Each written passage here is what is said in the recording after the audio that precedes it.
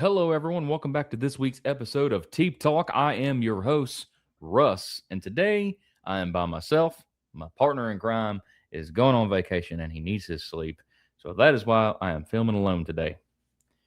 First things first, I wanted to get to this because I didn't say it last time, even though it doesn't matter now. But I'm going to tell you this. UFC 6 I have bought, and the game is pretty interesting. I have not done the career mode just yet, but I did do the picks for the Connor fight, and I'm just going to tell you these now, even though it doesn't matter. So I'm just going to tell you what happened. For the UFC picks for this fight, Nikita and Whitaker, Robert Whitaker won by knockout, Corey Sandhagen won by unanimous decision, Benoit won by knockout TKO, and Max Holloway won by knockout TKO. Obviously, two of those fights did not go that way, and I have to say, Paddy Pimblett, it was a great co-main event. That was an awesome submission. Like, I've not seen that one yet, but the co-main event was better than the main event because sadly Conor McGregor hurt his leg, and I've heard that he's got one fight left. I could be wrong, but I heard he's got one fight left, so I don't know what he's going to do with that, but we will see how that goes. But today's event is at the Paycom Center in Oklahoma City, UFC Fight Night, Plessis versus Usman. Now, man, I had to crack my back there. We have our first our first bout. We have our first bout, the U.S. versus Venezuela.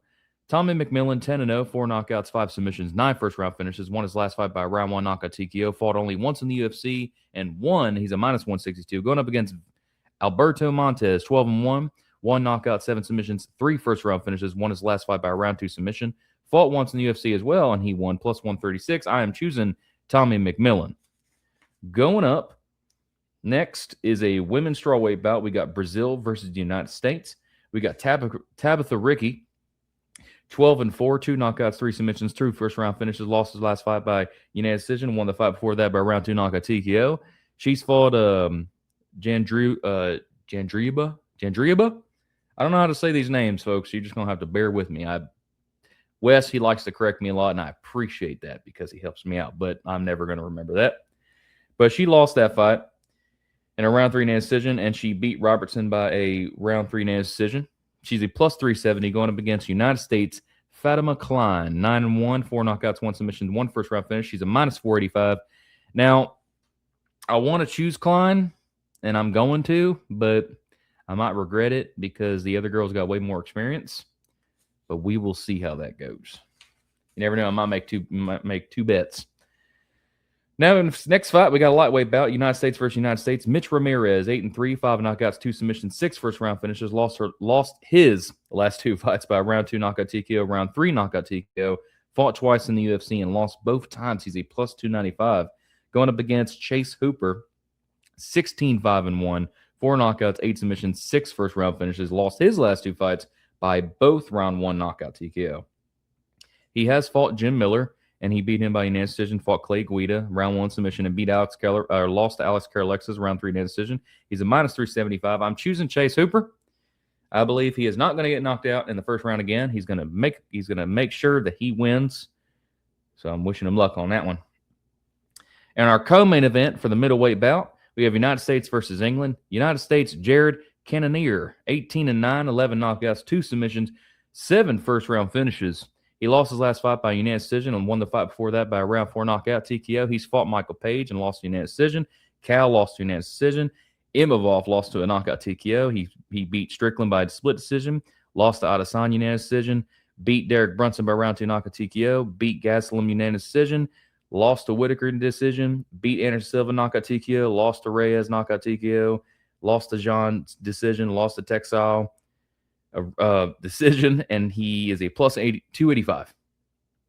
Jeez, I can't even speak. Mixing up my words, having a stroke. Going up against Christian Leroy Duncan. Yes. If y'all don't know what that is, Leroy Jenkins. 14-2, 10 knockouts, 1 submission, 5 first-round finishes. He won his last 2 fights by a round 3 unanimous decision and a round 2 knockout TKO. He hasn't really fought people that I know, but he's got a -360. I'm choosing Christian Leroy Duncan. I think he's going to get this one. Now, before I go on to the main event of the evening, folks, We get all of our information from UFC.com and DraftKings, where the crown is yours. And even though he's not here, I'm going to say it now. He will fight John Jones. And John Jones, if you're not around, he'll fight Herb Dean. And Herb Dean, if you're too busy out there, reffing matches and telling people like, hey, you're allowed to do that and hit here and all that stuff, he'll fight Cyril Gahn. And that's the guy he might fear the most because in the end of the day, he don't want to get poked in the eye. I think Wes would agree with me. They should just wear goggles, little swimming goggles. Saw an AI video. They should wear swimming. They should wear goggles and put a pillow on the back of their head and tape it up. So that way it won't affect the fighters when they fight Cyril Gahn and Herb Dean is wrestling. I say my piece. But the main event is a middleweight bout, South Africa versus Nigeria. We got the return of Dricus du Plessis. He is returning, finally. 23-3, former middleweight champion. 9 knockouts, 11 submissions, 8 first-round finishes. He lost his last fight by unanimous decision and won the fight before that by unanimous decision. He fought Chimaev, lost unanimous decision. Beat Strickland by unanimous decision. Beat Adesanya by submission. Beat Strickland again by split decision. Beat Whitaker by a round 2 knockout TKO. Beat Brunson by a round 2 knockout TKO. Beat Till by submission. Beat Brad Tavares by round 3 unanimous decision. He's a minus 238. Going up against Nigerians Kamaru, maybe it's Kamaru, Usman, 21-4. He's a former welterweight champion. We got 2 former champions fighting. 9 knockouts, 1 submission, 3 first-round finishes. He won his last fight by unanimous decision and lost the fight before that by majority decision. He's fought Buckley and won by unanimous decision. He's fought Chimaev, lost by majority decision. Edwards, lost to majority decision. Edwards again, knockout TKO in the round 5.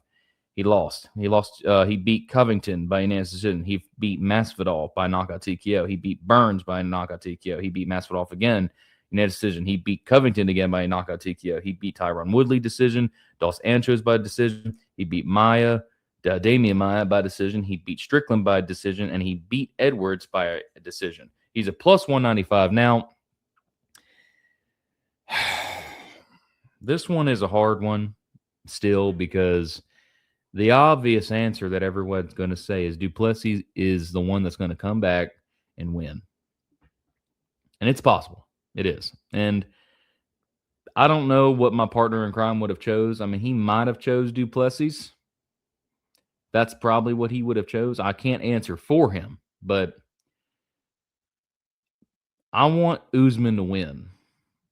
Like my view on this is I want Usman to win, but I feel like du Plessis is going to win. So I don't really know what my pick's going to be. Like, all I'm going to say is I want Usman to win. So I might go with that. I might go with du Plessis. I'm not sure on this one. But, folks, the best part about parlays is you don't have to do my parlays. You can choose your own parlay. You can choose 1, 2, or 3. It don't matter. You can do prelims. Doesn't matter what you do. You can add them all together.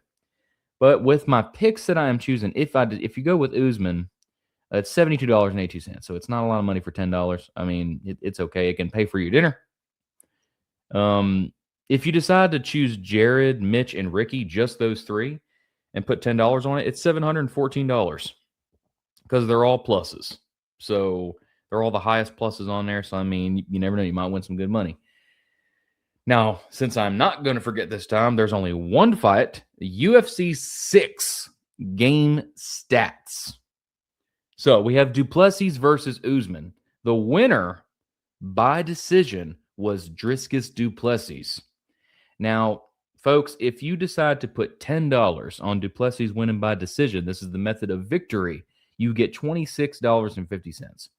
If you put $50 on du Plessis to win by decision, you get $132.50. And folks, if you decide you really want to put your money on it and you don't want to do any other fight and you're just like, screw it, I'm going to put $100 on du Plessis to win by decision, you get $265. And that, folks, is it for those fights that I have for you today. Now, let's think here. Who can we send this to? Let's think for a second here, because this is gonna be something. You know what? Send this Send this to your tour guide. Yes. When you go on vacation, whenever you do, and it's a place where you've never been before, and you see a tour guide, and that guy, he's going to guide you around, you or a girl, you go right up to him and be like, hey, just want to show you something. Teep Talk. Teep Talk brought me here today. Teep Talk told me to show you this. Show the world, wherever you're at, Hawaii, France, don't matter where you are, show it. South Africa or Nigeria, right? 2 main event guys. Man. Well, ladies and gentlemen, that is it for this week's episode of Teep Talk. I have been your host, Russ, and we will see you on the next one.